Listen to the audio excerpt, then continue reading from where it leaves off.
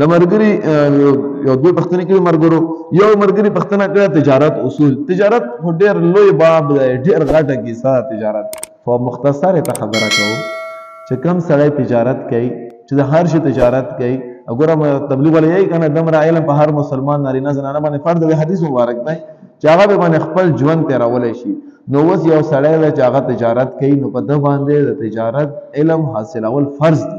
دا خامخا تجارت علم حاصلای اوس په بل ورنه مانه یو کس پښتنه وکړه چې یاره مولانا صاحب یو کس ته کشتکار کوي او دغه رنګ سودا خریدار رنګ تفصیل سره پښتنه کوله نو ما زړه ډېر خوشحال شول چې ماشاءالله ګوره دا اوس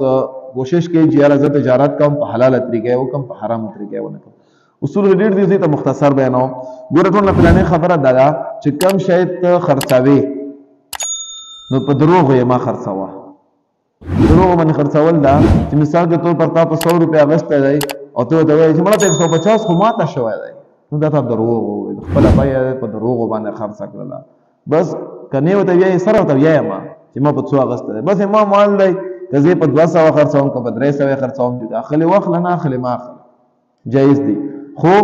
جایز غټه کول پکار دی ظلم نه کول پکار مثال کے طور پر تا یو شی په 100 روپیا اغسته دی او ته مخکې چې کومه په 300 او په 400 خرڅوي یو دویم دا کله کله د داسې وشي چې یو شی تاسو له دکان کې موجود دی نور ځینو کې شته نه او خلکو ته مجبوري او ضرورت وي نو د خلکو د مجبورۍ نه غلطه فایده نه اخلي چې ته بل ځای کې نه میلاویږي راشه شی ورته سم ګران کاپي او رس پکې ګټه وکړه دا هم جایز نه بل خپل مال دروغو قسمونه باندې خرڅول دام سخته ګناه چې مثال کے طور پر قسمونه ورته باندې کوي نو قسمونه ورته ما او بل لازم عزتمن ټول تاسو ته پاته ټول خبره تاسو ته معلومه دي ایک نمبر شای په ایک نمبر ریٹ خرڅوا او دو نمبر شای په ایک نمبر ریٹ ما خرڅوا چې دو نمبر مثال کے طور پر چیمپیون دی سرا او دو نمبر دی او تیج کم دی په ایک نمبر ریٹ باندې خرڅوي